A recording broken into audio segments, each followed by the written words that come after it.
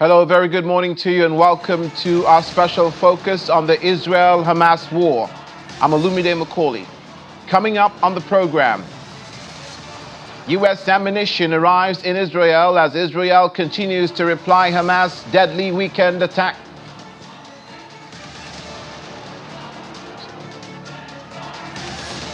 White House says 20 or more Americans missing after Hamas attack on Israel. EU Chief Josep Borrell warns Israel to adhere to international law, says support to Palestinians will continue.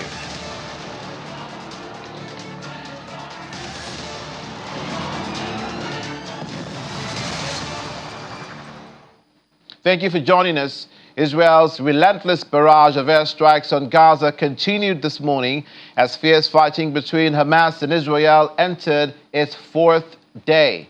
Hamas militants carried out their deadliest attack on Israel's history on Saturday when gunmen rampaged through Israeli towns, killing hundreds of people and taking hundreds of people hostage to Gaza. Israel is retaliating with airstrikes on Gaza that have razed entire districts as it prepares for a possible ground offensive. Meanwhile, residents of Gaza City rushed to the site of the early morning Israeli airstrikes after Israel struck more than 200 targets overnight in a neighborhood it said had been used by Hamas to launch its unprecedented wave of attacks. Gaza's health ministry reports at least 900 people dead, 4,600 people wounded in the crowded coastal enclave. Israel's military puts the death toll in Israel at 1,200 Israelis and more than 2,700 people wounded. Also this morning, a shipment of ammunition arrived from the U.S. to Israel. Blurred video and still photos distributed by Israel's defense ministry shows cargo being unloaded from a plane. A written announcement added that the shipment was an advanced weaponry to ensure the direct transport of armaments from the USA after Israel vowed to escalate its response to an attack by the Palestinian Hamas with a ground offensive.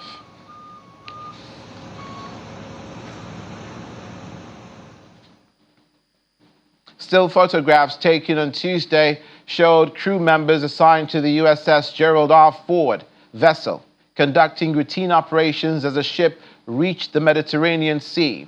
In a statement on Sunday, Secretary of Defense Lloyd Austin says the United States was sending multiple military ships and aircraft closer to Israel to show its support.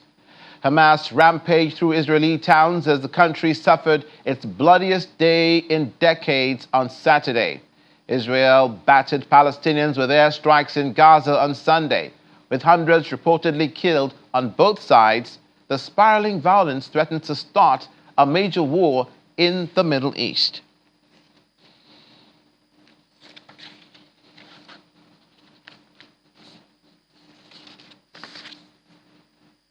According to White House National Security Advisor Jake Sullivan, at least 20 Americans are missing after the Hamas attack on Israel over the weekend that left more than 1,000 people dead, including at least 14 Americans dead.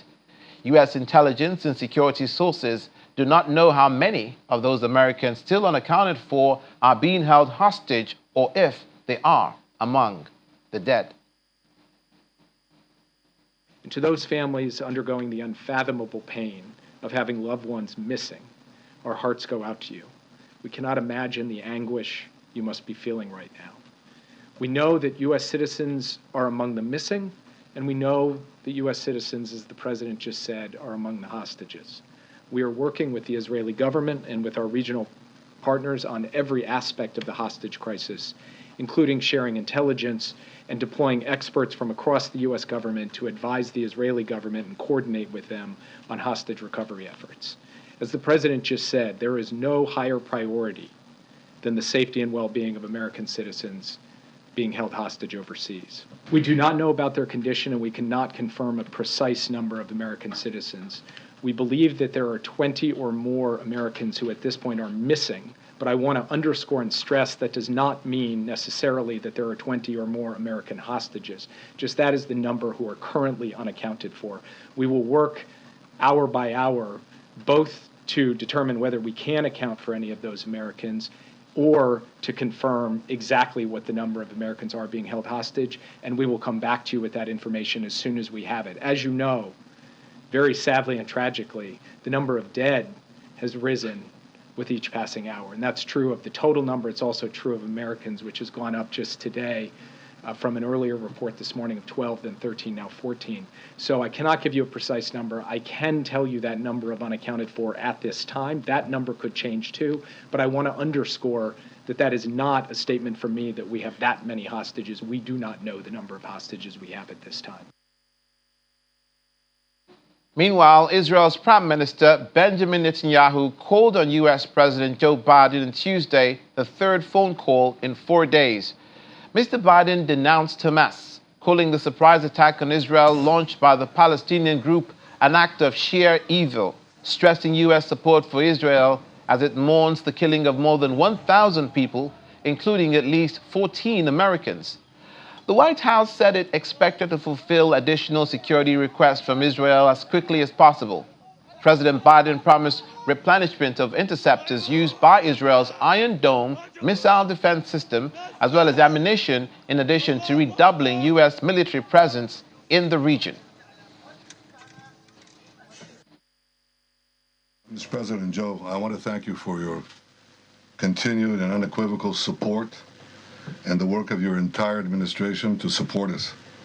The Israeli people were deeply moved by the emotion that Admiral Kirby showed in his interview yesterday. It was deeply moving, and it represented the depth of commitment that you have, your administration have, and the American people across the board have for Israel. Joe, I want to give you a clear picture of the difficult situation we face. We were struck Saturday by an attack whose savagery I can say we have not seen since the Holocaust. I mean, we had hundreds massacred, families wiped out in their beds in their homes, women brutally raped and murdered, over 100 kidnapped, including children. And since we last spoke, the extent of this evil, it's only gotten worse. They took dozens of children, bound them up, burned them, and executed them. They beheaded soldiers. They mowed down these youngsters who came to a nature festival and just, like put 5 jeeps around a depression in the soil, and like Babi Yar, they mowed them down, making sure that they killed everybody. We've never seen such savagery in the history of the state, and they're even worse than ISIS. They're even worse than ISIS, and we need to treat them as such. Prime Minister of Israel Benjamin Netanyahu speaking on telephone to U.S. President Joe Biden. Meanwhile, former Hamas chief Khaled Mashal has called for protests across the Muslim world in support of the Palestinians and for the people of neighboring countries to join the fight against Israel. In a recorded statement, Mashal called on all scholars who teach jihad and learn, saying this is a moment for the application of theories of jihad. Mashal is currently the leader of Hamas Diaspora Office. He adds that governments and peoples of Jordan, Syria, Lebanon, and Egypt have a bigger duty to support the Palestinians. Jordan and Lebanon are home to the largest number of Palestinian refugees. His call comes as Israel vowed to escalate its response to an attack by Hamas with a ground offensive. And U.S. Secretary of State Anthony Blinken underscored the United States support for Israel and added that he intends to convey that message to Israeli partners when he travels to the region this weekend. Mr. Blinken spoke after meeting Hans Grunberg, the United Nations Special Envoy to Yemen, regarding issues of security and stability in Yemen. He's expected to travel to Israel today. You heard President Biden speak very powerfully and very clearly to the pure evil that we've seen inflicted on Israel over the last few days. And he was very clear that we stand with Israel. And that's a message that he's asked me to carry directly to our Israeli partners when I travel to the region a little bit later this week. In the meantime, we're also very engaged with partners throughout the region, as well as, of course, looking out for American citizens, families who have had loved ones killed or have loved ones missing.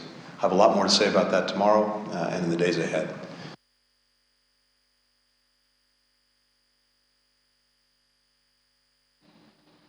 Meanwhile, the United States is talking to Israeli officials and others about the idea of safe passage of Gaza civilians after Israel's airstrikes following a deadly Hamas attack over the weekend.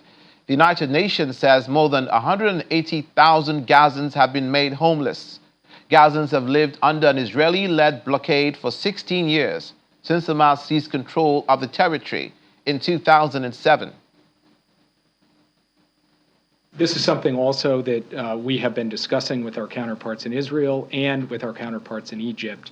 And without getting into the specifics of safe passage for civilians and so forth, I will say it's something that the U.S. government is seized with in supporting how we do that operationally. But the details of that are something that are being discussed among the operational agencies, and I don't want to share too much of that publicly at this time. My understanding is that is not the concept of siege is not something that, in fact, is going to be pursued by the Israeli government, but we are consulting with the Israeli government about their actions in this regard. And like I said before to a previous question, President Biden and Prime Minister Netanyahu had the opportunity to talk through the difference between going full bore against Hamas terrorists and how we distinguish between terrorists and innocent civilians. Now, joining us on the program is Dr. Olena Snigger, expert at the Center for Global Studies Strategy Ukraine, who speaks to us from Florence in Italy. Good morning, and thank you for making out the time to be with us. Good morning, and thank you for the invitation. Dr. Snigger, one hates to be the bearer of bad tidings, but bad tidings seem to be the order of the day on the global stage. The last time we spoke on this platform, it was concerning the Russian invasion of Ukraine. But these incidents in the Middle East seem to have shifted global attention to Israel and Hamas. Does this hold implications for support for Ukraine against the Russian invasion, to begin with? Well, obviously, Russia is interested in another conflict or another war somewhere else on the globe to distract attention from its actions, its war in Ukraine. But right now, we don't see any signs of losing support from our partners. It's quite the opposite, because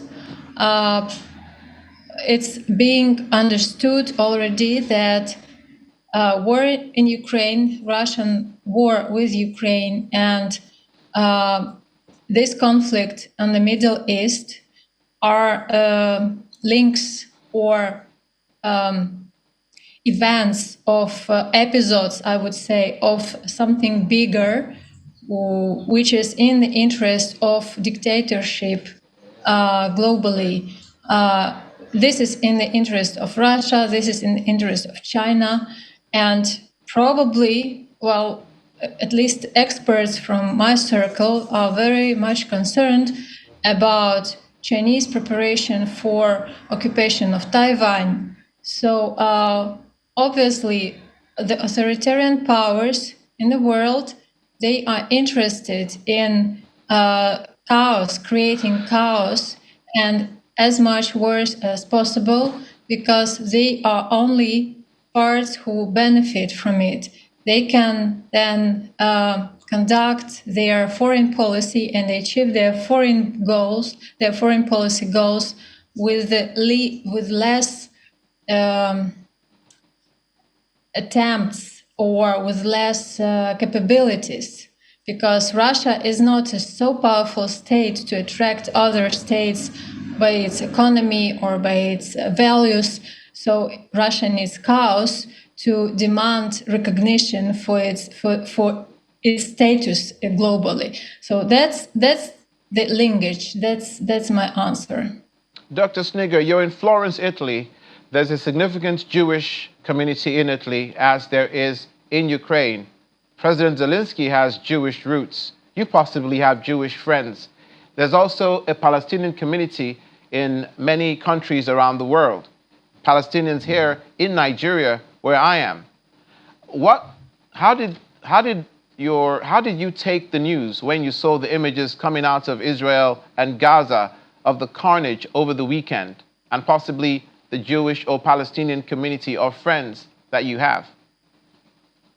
Well, you're absolutely right about Ukraine. I can speak about Florence Jewish community because I'm not so connected to them, or Palestinian community. But there are people here in European University Institute from Israel and from Palestine, and I just can't imagine how hard it is for them right now. And I really feel the pain from both sides, actually, because I can speak about Ukraine. Yes, Ukraine has a very strong connections with Jewish people. Jews were one of the biggest minority in Ukraine during all centuries. We have very complex, difficult, and very good history that unites us, both Ukrainians and Jews. During the Second World War, there was Holocaust conducted on the territory of Ukraine. Benjamin Netanyahu mentioned Babin Yar is the place in Kyiv where Germans killed Jews, like the whole community of Kievan Jews. So we know their pain, we feel their pain. There are among writers of the world, there is like a lot of Ukrainians, probably second place of Ukrainians belong to the writers of the world, those who saved Jews during the Second World War. So we really feel this pain, and that's all. Also, that's like our pain. But at the same time, I have to mention that Ukraine was always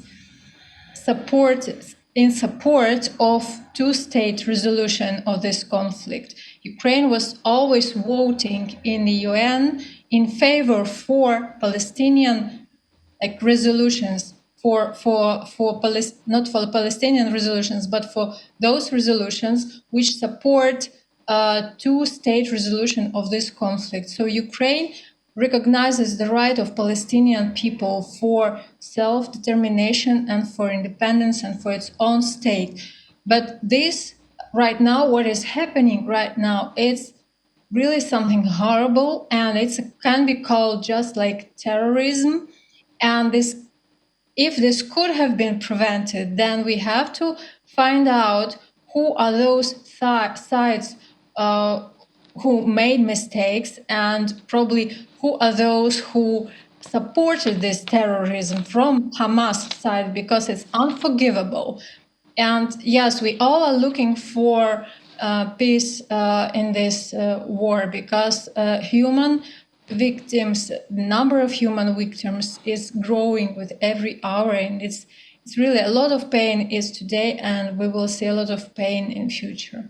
It's an open wound around the world, Dr. Snigger. Your president, Volodymyr Zelensky, mentioned that Ukrainians were killed in this Hamas attack, and either killed or missing are Argentines, Cambodians, Philippine nationals, people from France, Britons, Americans. As at last count, 11 or 14 Americans have perished, died. 20 Americans, as you heard President Biden say yesterday, are still missing.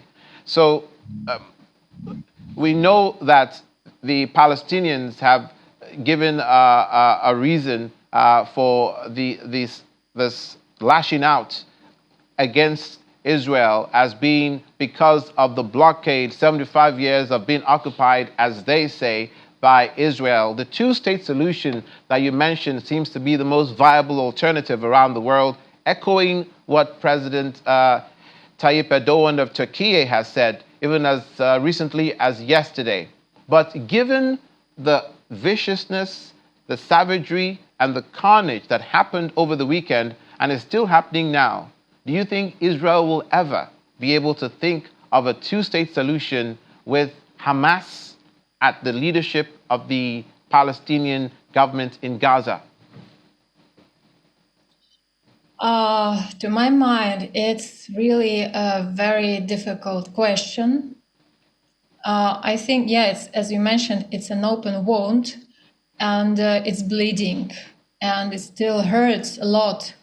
And I think that there is still no other way for, like, the alternative for two-state solution is genocide, and it's unacceptable from all points of view, also, and first and foremost from human points of view, because from Ukrainian side, I can say that we feel this pain of Israeli people because we saw the same. We were at the same place, and we still are at the same place. But still, we do not have possibility to punish Russia from four sides as Israel has is in Palestine. But still, it's just impossible to conduct the same crimes or to be like the terrorists, like the Hamas terrorists. So I think that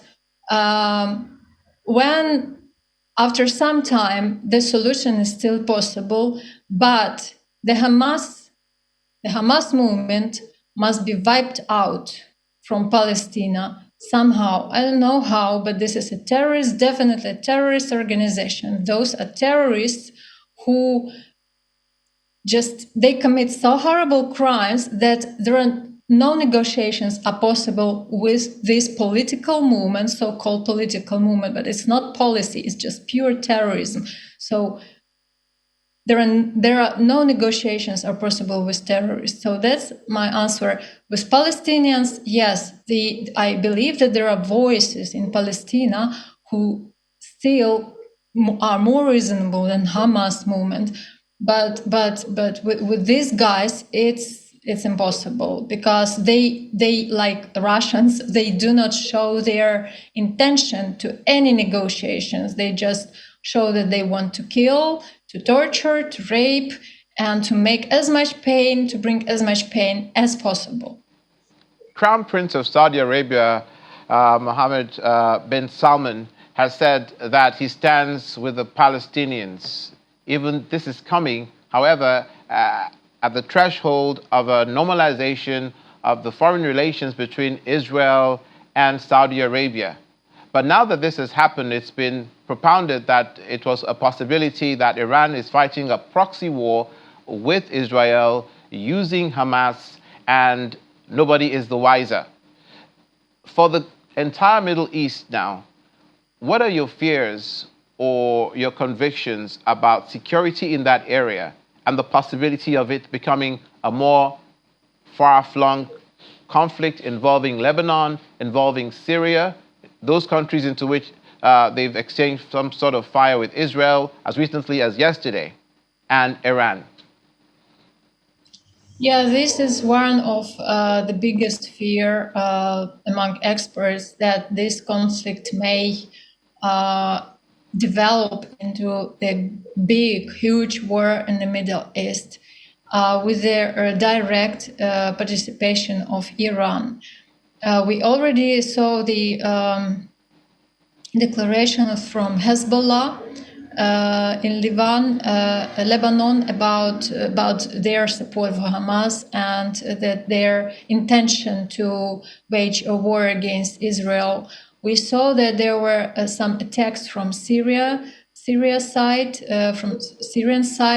but still those are just only proxy forces and not regular attacks. And Iran is not participating in this war, the full-scale stage.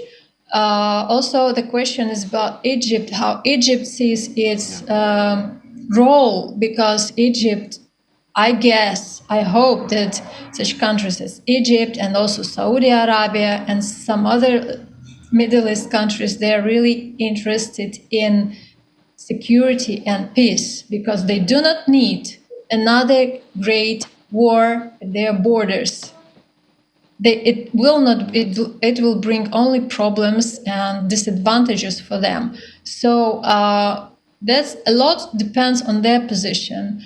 And yes, the only from what is obvious right now that the only interested parties in this war are terrorist parties such as Hamas, Hezbollah, Iran, and proxy, which Iran supports.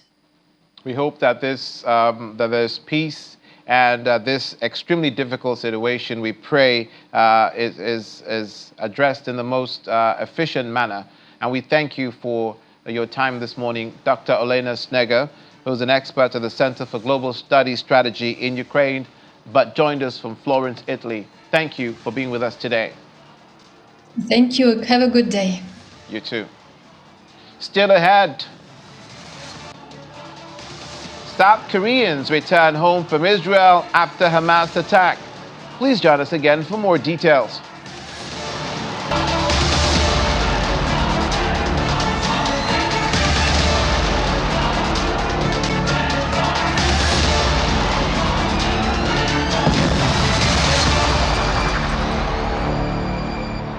Welcome to our special coverage of the Israel-Hamas war. European Union Foreign Policy Chief Josep Borrell is warning that though Israel has a right to defend itself, some of its decisions will breach international law. Mr. Borrell says the EU will continue to support the Palestinian Authority, adding it will be a mistake to stop. In a response to the attack on Israel by Palestinian group Hamas, Israeli Defense Minister Yoav Gallant says that no electricity, no food, no water, no fuel will be allowed into Gaza. All ministers insisted on the idea that this has to be done according with international law, humanitarian law.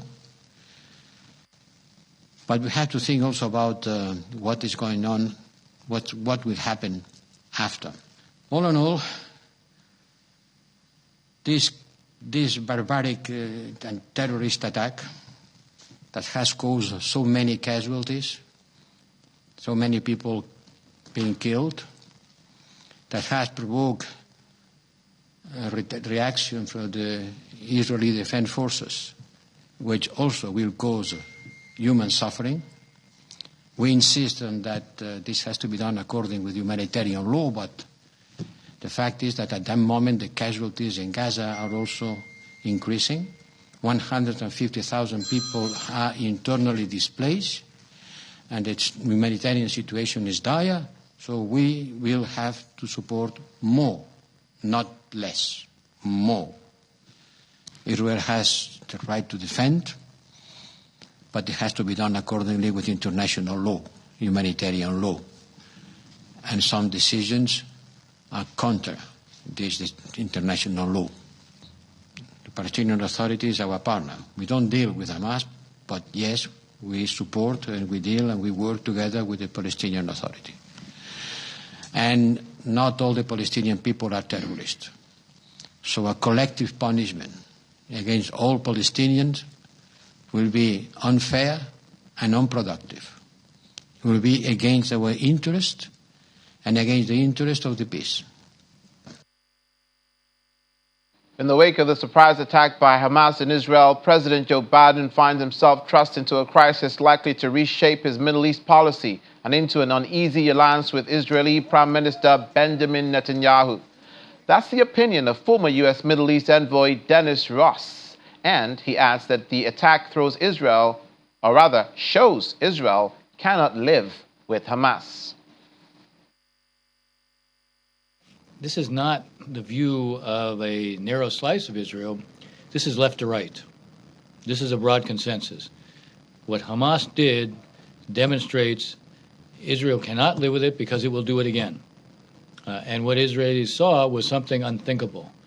Hamas basically revealed itself to be ISIS, who goes in and just the first thing they did is they go straight to this rave party in the desert, and all they do is kill everybody there, and there's no military there.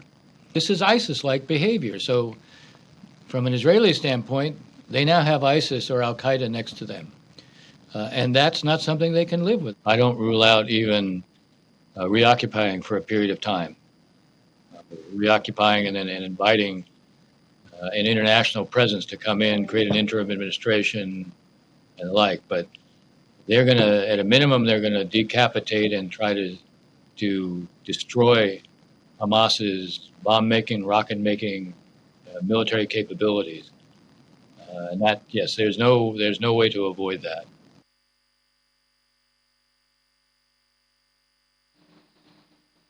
A flight carrying around 200 South Koreans from Tel Aviv arrived at the airport in South Korea Wednesday morning after a surprise attack by Hamas on Israel over the weekend, forcing airlines to suspend flights to and from Israel. About 560 South Koreans were staying long-term in Israel, while over 500 were there for a short period of time, South Korea's Foreign Minister Park Jin said during a parliamentary audit on Tuesday. A 62-year-old who was on board the Korean air flight described the Ben Gurion airport as crowded and hectic, and he traveled to Israel to take part in the festival of Sukkot. Many of the short-term South Korean travelers were visiting the country for pilgrimage. No South Korean casualties have been reported. Austria has halted financial aid to Palestinian territories following the surprise attack by Hamas over the weekend. That's according to the Chancellor Karl Nehammer when he spoke in Ankara on Tuesday. Speaking at a joint press conference with Turkish President Recep Tayyip Erdogan during his Turkey visit, he says Austria was taking this step because there were far too many indications that the money will be used for terrorist purposes.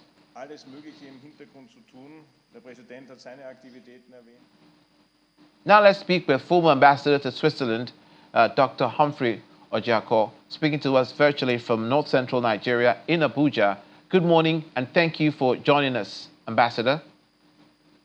Thank you very much. Good morning for having me. It's a pleasure to be here. One of the visceral images that I saw was this woman who was whose husband sacrificed himself to keep her safe and her newborn baby.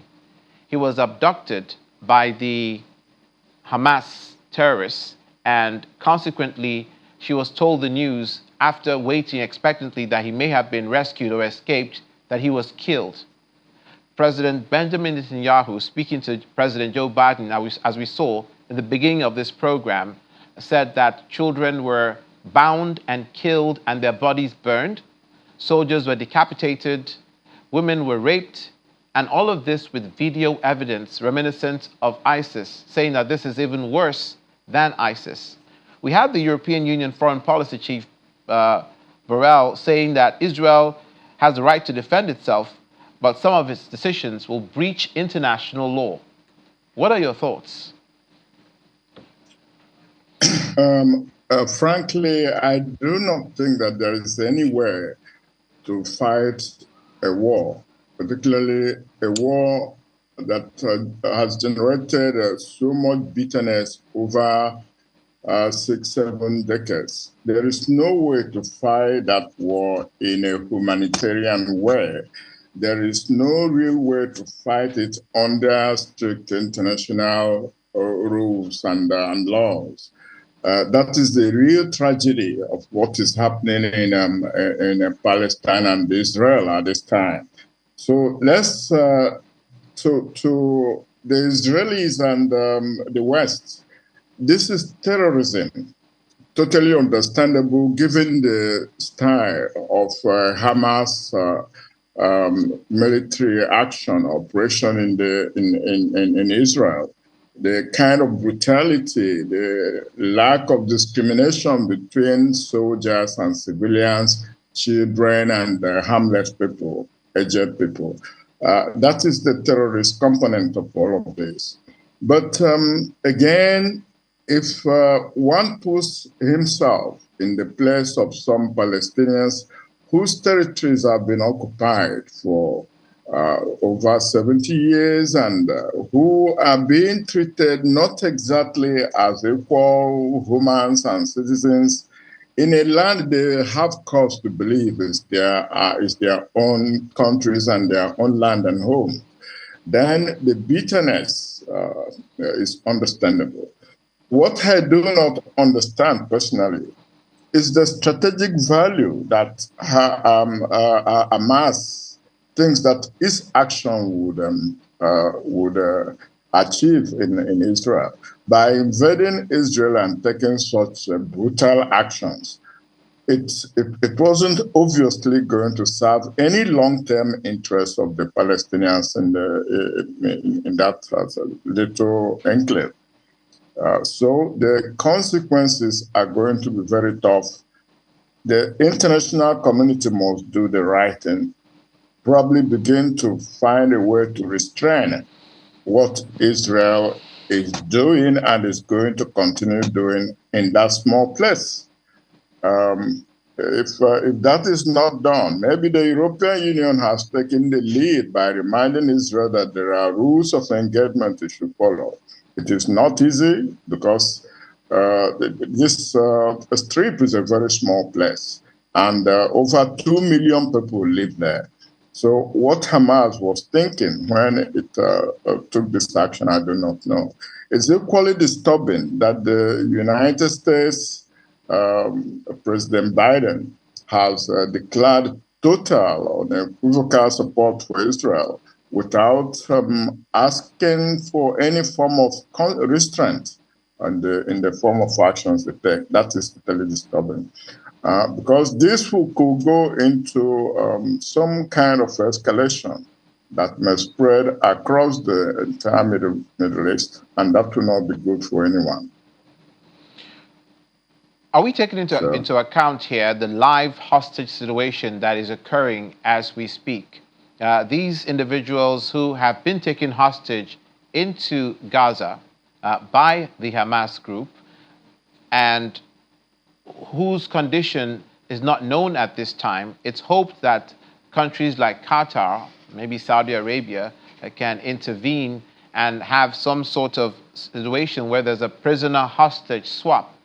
But the demeanor of the terrorist Hamas and the obvious consternation of the Israelis leaves a lot to be desired in the way of any kind of peace efforts being proposed to Israel at this time. And you just expressed that you don't understand Hamas' strategic long-term objective in carrying out this enterprise, because what would you expect Israel to do? Are they placing too much faith in the intervention of the Arab nations and worldwide Arab support to still the waters of a disturbed Israel at this time, so as to think that a two-state solution will still be feasible for Tel Aviv? I think on the contrary, the only strategic thinking I could find behind the Hamas action at this particular time would be this movement between Israel, the United States, and some Arab countries to start building peace. Like the United States has been involved in getting Israel and Saudi Arabia to the brink of normalizing relations. And to any Palestinians, that would be totally disturbing. If perhaps that is the reason Hamas carried out this action at this time in order to put a stop to sabotage the Israeli-Saudi Arabia detente, then maybe it has succeeded. But if it was expecting other Arab countries, besides probably the fringe groups like Hezbollah, like Islamic Jihad, to join in what they're doing, I think that was a miscalculation. And to talk about peace terms, the two-state solution probably is something that Israel, I should call it a right-wing government in Israel at this time, They are not taking this seriously, and they should. And Hamas and Islamic Jihad, for instance, are also not sold on a two-state solution. I think both of these groups are at the extreme end of what is required for peace. Probably a two-state solution would have preceded normalization of relations between Israel and the Arab countries, and that could work. But normalizing relations with all of these countries first before finding a solution to the general Palestine-Israeli problem has to be extremely frightening to any Palestinian, which means are they going to continue their lives like this, living in virtual imprisonment in Palestine and the Gaza Strip for forever and ever? This has gone on for too long. Maybe it is time for Europe, the United States, and Britain in particular that caused this problem, let's face facts, to come together and compel both Israel and the radical wings in Palestine to actually agree on a two-state solution as a prelude to normalizing relations, but for as long as Hamas keeps using these terrorist tactics, it gives excuses for Israel and its Western supporters to actually commit more difficulties for the Palestinian people in their country. I do not really see the strategic value of this invasion on the part of Hamas. Did they think they were going to conquer Israel with a few thousand soldiers? Did they think they were going to occupy Israel? No. Is Israel justified in defending itself? That is a fact. Every Palestinian ought to get used to that. Israel is there to stay as a country. It's not going anywhere anytime soon. They had better get that understanding and live with it. The Israelis also have to understand that the Palestinians are human beings too. And every human being craves for freedom, for liberty, for control of himself and his own domain. That is why the Netanyahu government, which is tilting to the extreme right, should begin to realize that there is no way they could continue to live like this without the periodic assault, like the breach that happened this time. Maybe Israel is becoming overconfident of its own capacity and capability to always defend itself and control the situation. But this may be the breach of their defenses and entry across their borders and the massacre that has taken place. Over 1,200 Israelis dead in a few days. That's quite unprecedented. Maybe that should now be an object lesson for them to realize that over time, unless this matter is resolved peaceably, these things are going to be a constant recurrence. Ambassador, when the world saw the apostasy of Adolf Hitler in the Second World War, the killing of millions of people around the world, the genocide of 6 million Jews and possibly more, that was the reason for the League of Nations and then the United Nations. And that reason for which it was founded was to cause that situations such as those will not arise ever again. But in many cases, including the most recent ones of the Ukraine-Russia conflict, and now the Hamas-Israel situation, it seems the United Nations, as many have criticized them to be, are becoming a moral voice. But NGOs are supposed to be a moral voice. Religion is supposed to be a moral voice. The United Nations was created to be more of a deterrent to these sorts of issues. Is there any way the United Nations as a body can save face and intervene in these sorts of situations? You know, we have always maintained that the United Nations, yes, was created with these very high idealistic intentions It was supposed to be both a moral voice of the world and also it also had to have some kinetic energy, kinetic force to impose certain peace. A breach of global peace was something the United Nations was actually created to stop. But look at the structure and the distribution of power in the United Nations. The United Nations as an institution cannot take the blame for the activities of its principal members, that is the five permanent Security Council members, the United States, Russia, China, Britain, and France.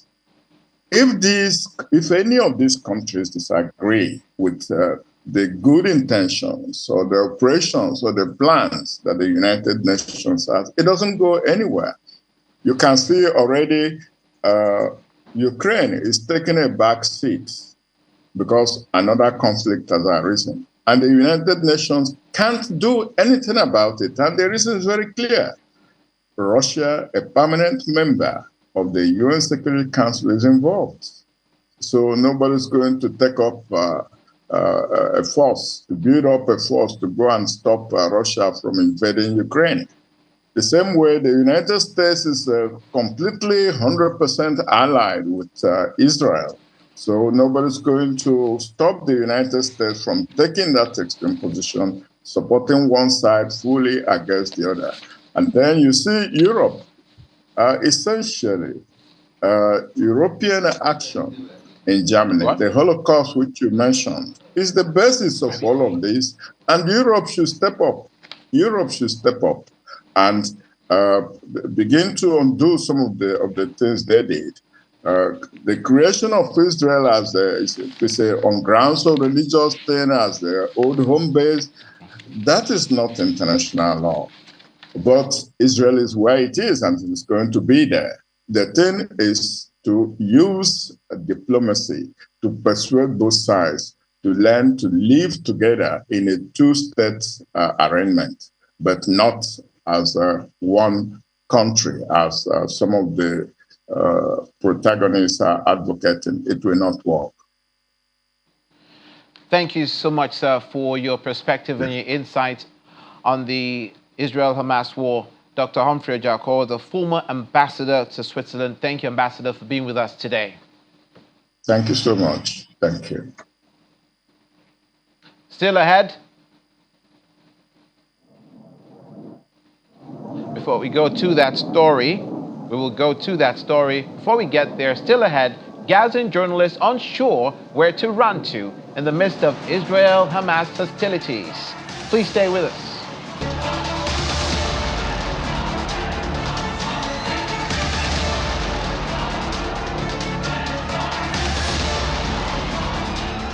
Welcome to the final stretch of today's coverage of the Israel-Hamas war. Palestinians in Gaza say Israeli bombardment has been so heavy, they feel they're living their own Nakba. That's an Arabic word for catastrophe that refers to the 1948 war of Israel's creation that led to their mass dispossession. On Tuesday, Israel pounded the Gaza Strip with the fiercest airstrikes in its 75-year conflict with the Palestinians, leaving Gazans like an individual called Plashia Alakud, 22 years of age, running for their lives. Alakud, who's been filming personal accounts of life under bombardment and posting them on her Instagram account, said she had to evacuate 3 times. After her apartment block was hit, she took refuge in a friend's home, but then got a call it'll be targeted too. After a brief stay in hospital where she charged her phone, she headed to another home to take shelter with journalists.